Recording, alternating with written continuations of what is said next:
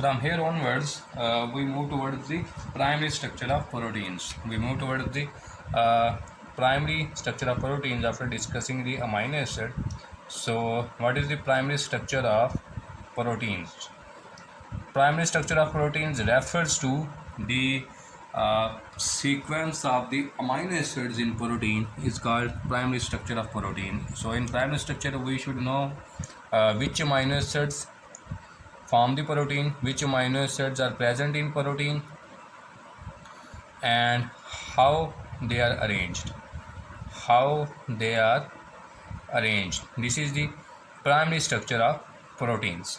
So amino acids join each other by a peptide linkage. For example, this is the structure of amino acid CH, COOH, NH2, and next amino acid comes here NH2, CH, COOH, and R. So what happens? This OH and this H react, water molecule is released, and here the bond is formed, which is called peptide bond. So double bond oxygen, single bond with NH, and so on. So this bond is formed, which is called peptide bond.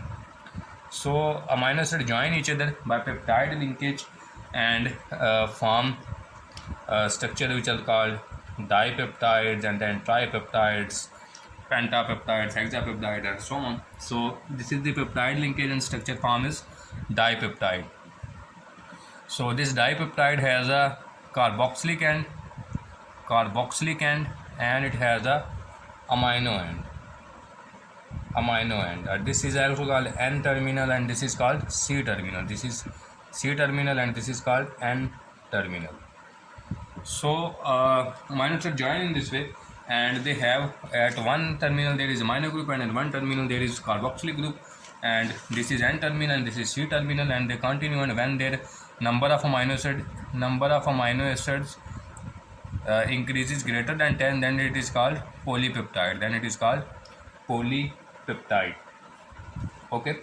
So the polypeptides are named from their N terminal to C terminal, also written from N terminal to C terminal. For example, if amino acid has glutamate, lysine, proline, so it is written as from N terminal glutamate, then lysine, then proline. Here is N, and here is its C terminal.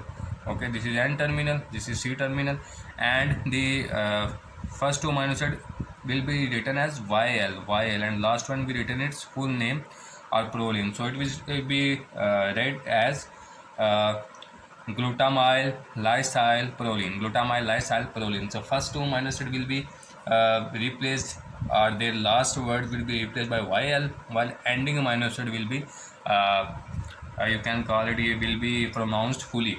So it is glutamate, and it is lysine, and it is proline. So it will be read as glutamyl lysyl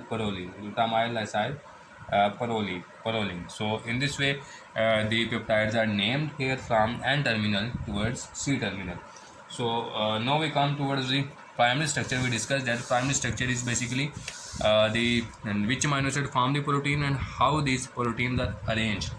And next comes on secondary structure and tertiary structure, and so on. For example, this primary structure formulated this structure, and these peptides then join each other by non-covalent linkages, sulfide bonds, and so on, and they form secondary structures.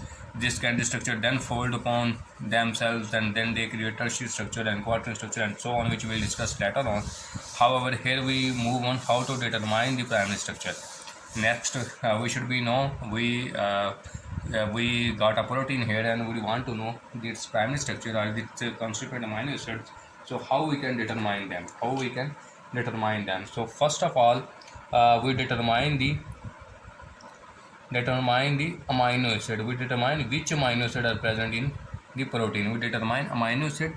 So what we do, we use either acid or alkali, which break down the peptide or protein into its constituent amino acids, or we use enzyme which is protease enzyme, which breaks down the protein into its constituent amino acids, and then we analyze and get to know this amino acid by chromatography. Then we use chromatography to analyze this these amino acids. In this way, we come to know that which amino acid pool is forming a specific protein. For example, there was an unknown protein A. We hydrolyzed it completely into this constituent amino acid, and we came to know that it is formed by 5 amino acids. For example, glycine, alanine, proline, valine, cysteine. Okay, we came to know that these 5 amino acids are present in this protein or peptide. Next, we want to know that how they are arranged, their arrangement. We want to know their arrangement, okay, or sequence. So, in order to know its sequence, what we do next, the protein is broken down into the smaller peptides or smaller fragments. Then protein is broken down into its smaller fragments, and to break down into its smaller fragments, urea and guanidine hydrochloride are used. What they do, they break the non-covalent bond. For example, hydrogen bonding between the peptide. For example, this was a peptide in protein structure, and they were linked by sulfide linkages or non-covalent hydrogen bonding and so on. So urea and guanidine hydrochloride break down this sulfide linkage and hydrogen bonding between the peptides and separate these peptides. Now peptides have been separated. Next, what we want to do next, sometime disulfide linkage are also broken down by performic acid. Performic acid is also used. Okay, so urea and guanidine hydrochloride, they break basically non-covalent bond, and then performic acid break down the disulfide bonds. So after breaking down to constituent and polypeptides, we want to know the number of polypeptides. We should be knowing that how many polypeptides are present in specific protein. Initially, we came to know that it is made up of 5 amino acids. Okay. Next, we want to know the sequence of amino acids. Before going into the sequence, we want to know the number of peptides. We broke down the protein into these peptide fragments. Now we want to count these peptides. How we can count them? These are very small. We cannot count them by just picking up in the hand. So we use another compound here, which is densyl chloride. We use a compound which is densyl chloride. So this compound binds to the N-terminal amino acid. For example, supposedly this is N-terminal, this is C, this is N, this is C, N, C, N, C, N, C. So we added a densyl chloride compound here, which bounded to the N-terminal amino acids, and then we got N-terminal densyl amino acid. We got N-terminal densyl amino acids. We calculate these N-terminal densyl amino acids, and by knowing these N-terminal densyl amino acids, we came to know the number of peptides here. We can get to know or chemically calculate the number of N-densyl amino acids. So in this way, we calculated the number of peptide chains. Next, what we want to know? Next, we want to know the individual amino acid sequence in these peptides. So in order to know the sequence, which method is used, basically Edman's reagent is used here. Edman's reagent, which is phenyl isothiocyanate. Edman reagent is used, which is phenyl isothiocyanate. This is given and it reacts with, this was a, for example, peptide. Now N-terminal and C-terminal, we want to know its amino acid sequence. Then it bounds to the N-terminal amino acid, and when it bound to N-terminal amino acid, it gives its phenyl thiohydrantoin amino acid. Okay, it bounds to N-terminal amino acid and gives phenyl thiohydrantoin amino acid, which is cleaved and identified by chromatography. Okay, and identified by chromatography, and one amino acid is removed. Then rest of the peptide chain is here. Next, again Edman reagent will react here, pick up one N-terminal amino acid. This amino acid is again removed, will be known by chromatography. Next, again it will bind to next amino acid, cleave it, then it is known by chromatography. Then again next amino acid, cleaved, known by chromatography. In this way, one by one, amino acid react, N-terminal amino acid react with this Edman's reagent, and then they are known by chromatography. So in this way, we come to know the sequence of amino acid in the peptide chains by using Edman's reagent. So another there is a machine which is called sequenator, which is automatic machine which use Edman's reagent and give the sequence of amino acids.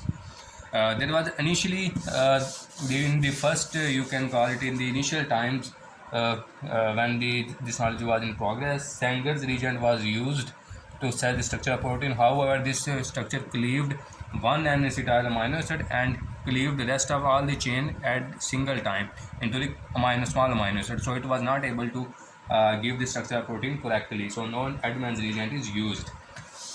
Okay, during the cleaving process, where several overlapping peptides are also produced, which ensure the true structure of protein to be determined. For example, if the amino acid sequence of protein is A, B, C, D, E, F, G, so when it is cleaved into the peptide, several overlapping peptides are produced. For example, A, B, C, D, B, C, D, E, D, E, F, G. Okay, so in these are overlapping peptides in a sense. BCD is repeating here. Okay, then DE is repeating here. So this sequence is overlapping. So this overlapping sequences which are formed in the polypeptides are called overlapping polypeptides, and they ensure that no amino acid sequence is missed while determining structure of primary structure of proteins. So it is how the primary structure of protein determined. Initially, we separated it to constituent amino acid and determined the amino acid by chromatography.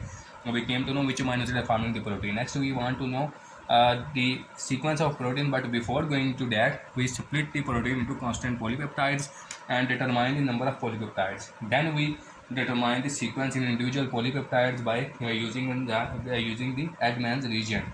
Okay, and this machine, which is sequenator machine, which gives this sequence.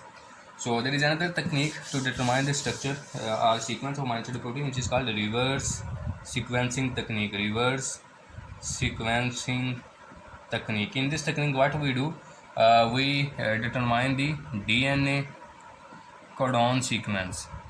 DNA codon sequence of specific protein, and by knowing this DNA codon sequence, we translate it into the protein structure. We know that which codon codes which amino acids.